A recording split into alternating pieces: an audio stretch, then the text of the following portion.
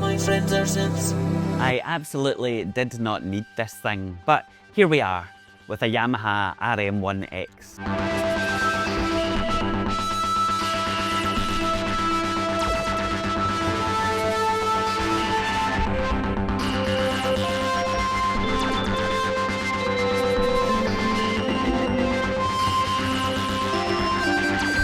After months of these popping up in my saved eBay search notifications, I finally came across one at a price that was too good to ignore, and so obviously I bought it. First impressions, straight out of the gate, this thing is beautiful. I mean, just look at it. Peak 90s hardware with a big metal chassis, chunky buttons, a gorgeous paint job, and a reassuringly green LCD display. I love it. However, this purchase wasn't based purely on aesthetics. Ultimately, the sound also won me over. Yamaha's built-in sonic engine isn't necessarily anything special, right? I'll freely admit that. And it may well seem pretty cheesy to some, but there is just something about it, or something about the RM1x in general, that just spoke to me. Whether that's partly down to the idiosyncratic sequencing, or the timing, or the AD converters, or whatever else, it's just got this distinct vibe, for want of a better word.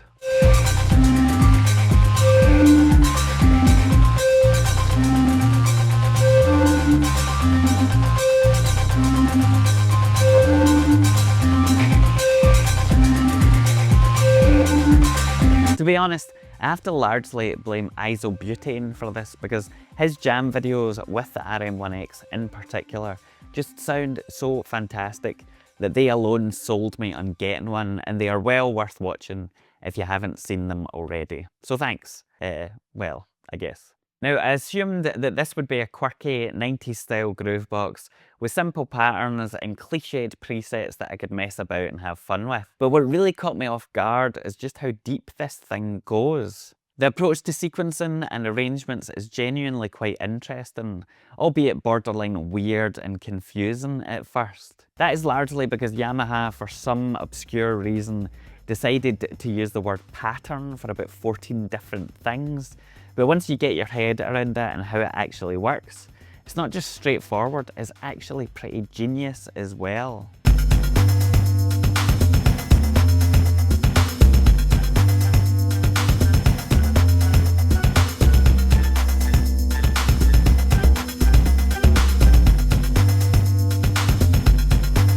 How it works is that you have 256 user phrases, which are basically MIDI sequences or clips. There are 16 tracks, each of which has got an assigned voice. So in other words, you can think of them kind of like your individual instruments, whether you're using the internal sound engines or connecting them up to specific synthesizers or drum machines and all that kind of thing. Selections are a collection of tracks, playing whatever phrase is assigned to those tracks at that point. So effectively, sections are just chunks of your arrangement. And this is where the magic kind of happens, because rather than being stuck with a standard linear type of sequencing, phrases are global, meaning that you cannot just load them up on any individual track in any section, but you can also evolve and switch them out on the fly. This means that arrangements are really just built up of different component parts or modules which can easily be swapped around and, well, remixed into entirely new tunes. Hence the name, I guess. Now, lots of devices from this era contain demo songs, and the RM1x is stuffed full of presets, which at first seems a bit pointless, until you realise that these include hundreds of individual phrases or MIDI clips that you can immediately take and repurpose for your own tracks. If you've ever picked up an older groove box before, then I'm sure you will know the pain of having to wade through all of the manual and figure out the basics of sequencing, I don't know, a kick pattern without overwriting everything else. And that kind of learning curve is something that can really kill your enthusiasm very fast. But with the RM1x, you can very quickly just grab a kick or a hi-hat pattern from a demo track, swap out the instrumentation, and completely mutate it into something unrecognizable.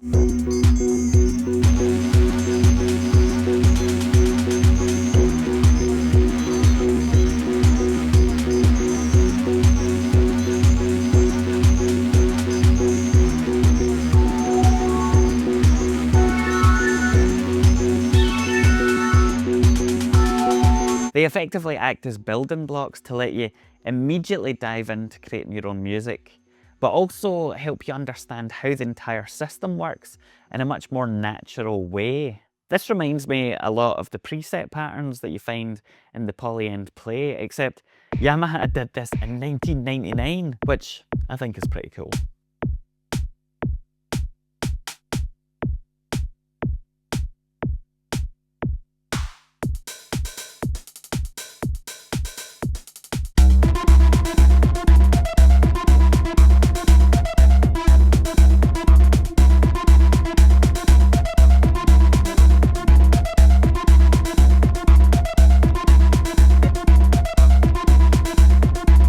Even now, these concepts feel fresh and distinct to me anyway, marking out the RM1x from any other old groove box. And I get the impression that it's far more capable and interesting a machine than most people probably appreciate. Now, my unit was undeniably cheap. A bargain, some might say, and it mostly works fine. Unfortunately though, it has also fallen victim to the scourge of many a Yamaha RM1x. Sticky buttons that require an uncomfortably firm press. That is fine for certain operations, but not especially great for a keyboard.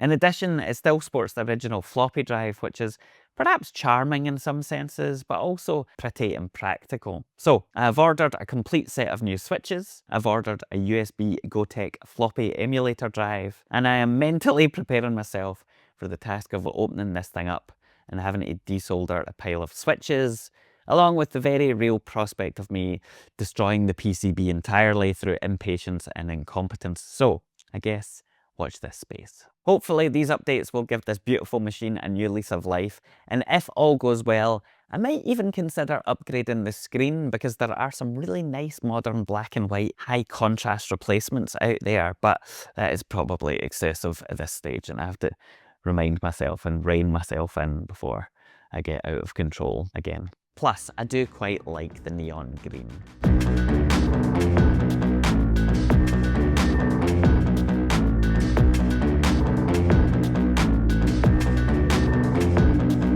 So I am actually really into this, way more than I thought I would be, and way more than the MC505, which I do also have a major soft spot for, but which feels much more linear and traditional in contrast to the clever sequencing architecture on the RM1x. So ultimately, I bought this on a whim, didn't need it at all, but I definitely don't regret it, although I might do soon, depending on how well this desoldering goes.